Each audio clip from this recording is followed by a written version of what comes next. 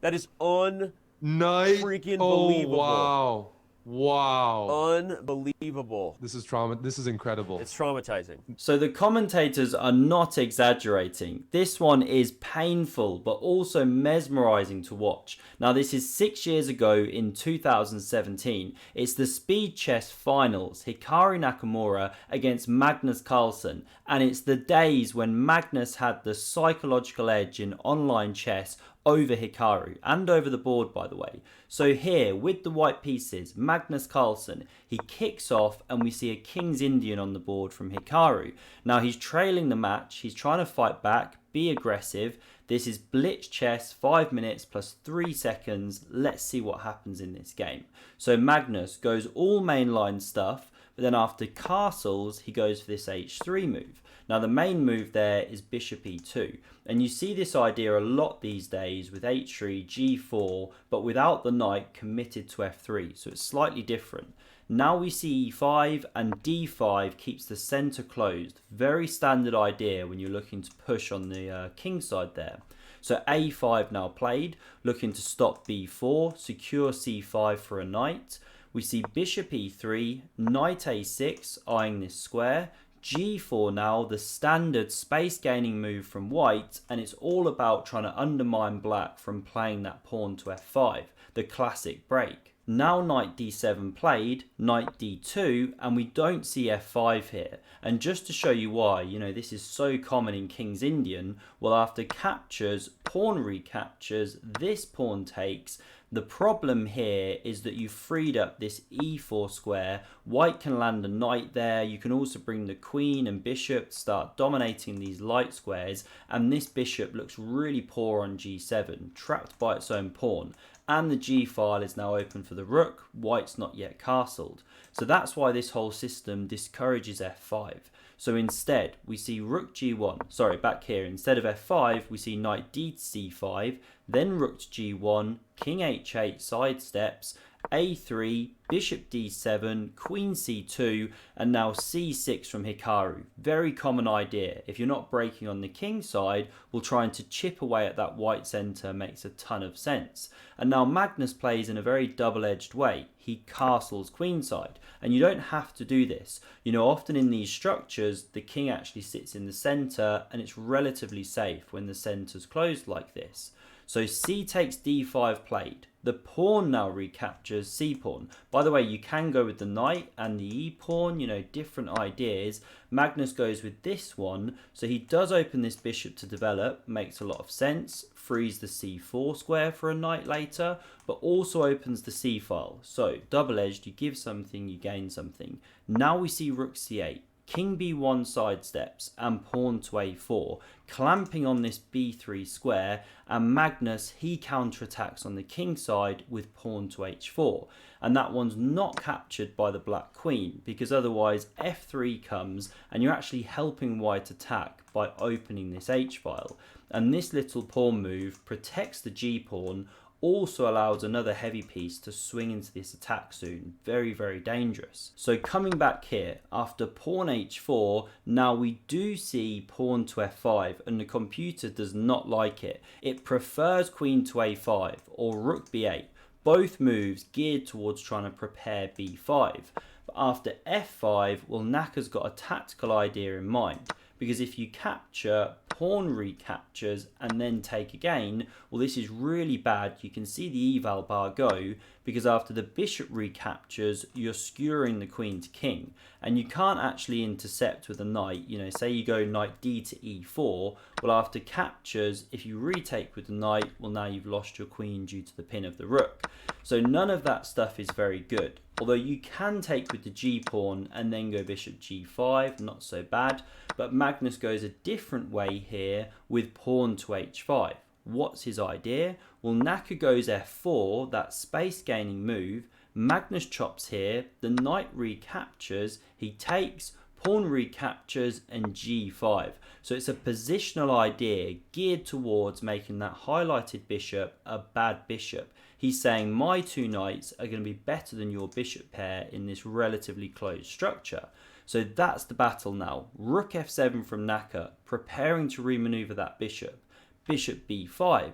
So this one now exchanges these light squared bishops and gives Magnus some access to these light squares for his knights. Knight c4 threatens this fork against rook and queen. The queen ducks back, covers the square, and now knight b5 attacks the pawn and the bishop nudges back, covers it. Rook h1 hits the open file. Again, we don't see this pawn captured by the queen. This is awful. Not only are you opening the g file, but now this pawn's also dropping. One of the knights can take it. So instead, queen d7 played, hits that knight. And what's really interesting here is that the best move for white is knight b6. So it hangs a whole piece, you take the rook, and this looks bad because it looks like the knight is getting trapped, and it is.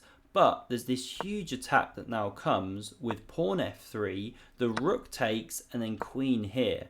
And actually, because of the pressure on the h-file, white is crashing through first. So you can check. And if the king comes here to hold the bishop and the pawn, well then there's rook h6, still invading, using this pin, and even though black can generate counterplay with knight d3, threatening mate in 1, well white comes through first. This is just a sample line. You take with check, and you can just keep checking this king and actually pick up the rook, and eventually you'll actually checkmate the black king or force huge material loss, and black's just not in time for their attack.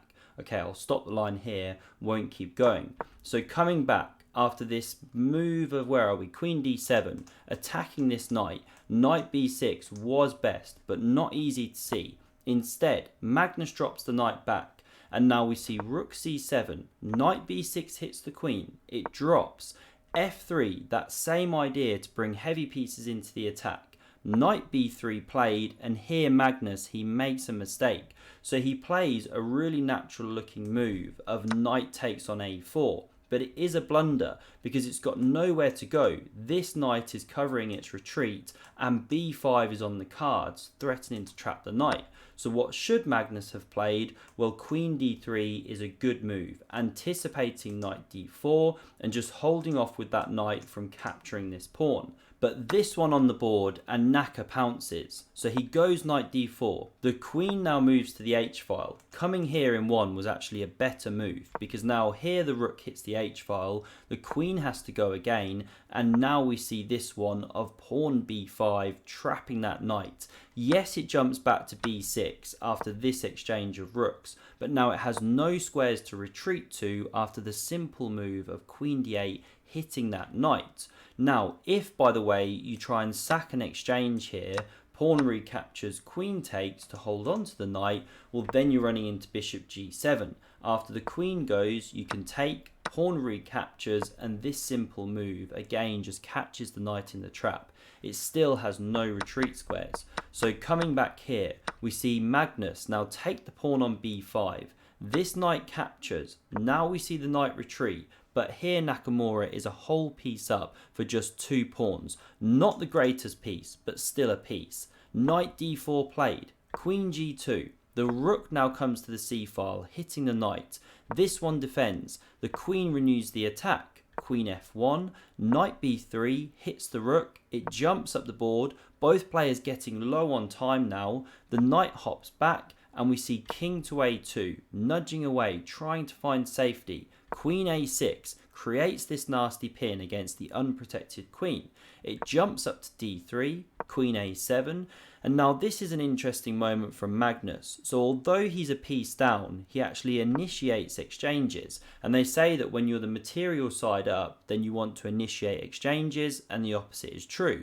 So why is Magnus trying to get pieces off the board, as we now start to see? Well, he's hoping that he can use these 2 pawns in an endgame to run down the board.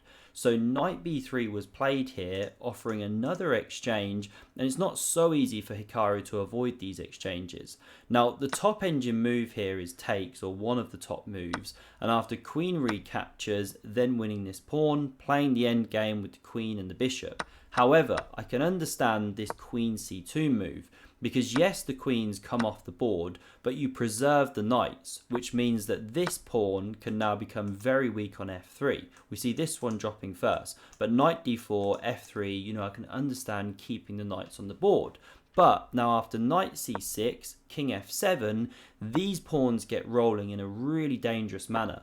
But still good so far from Nakamura. He brings this bishop around. The pawns are running, but here comes the king. And what we find in this whole variation is that the black king arrives just in time. So first this check, the king goes. Now you don't take here. You don't want to connect these white pawns. That looks super dangerous. So instead, the king comes to b7. We have knight here check, king a6. The pawn runs, but the king steps back. Just in time, pawn a6, and now here, this is where Nakamura commits a terrible blunder. MAgnus just keeps getting the better of him. But just before I show you that one, if you want to improve your chess, then check out the next 21 seconds courtesy of the sponsors of this video. It's very much for you. Is this you toiling away trying to improve your chess? If so, you need AIMCHESS in your life. They'll take your recent game data from Lichess, chess.com, bring in personalized lessons and skyrocket your rating. Use the link down below, try it for free, and code EPIC at checkout will get you discount if you do want a premium plan. So in this position, Nakamura plays pawn to g5, a serious blunder as we'll see. What he should do is bishop h4, hitting the knight, and now if it comes to f7 like we see in the game attacking this pawn, well you can go bishop e7 covering it, and this one's now about to drop because the knight's attacking it and then it's the black pawns which are running down the board. But what we see in the game here is pawn g5. Big problem because now after knight f7 you can't defend this pawn. Now this one's attacked, so Nakamura defends, but this one now drops, and not only that, after pawn g4 we get check, the king goes and knight b6. Absolute killer move, forces resignation. I've gone blank. You and the rest He's of got us. knight d7 check coming and he's winning.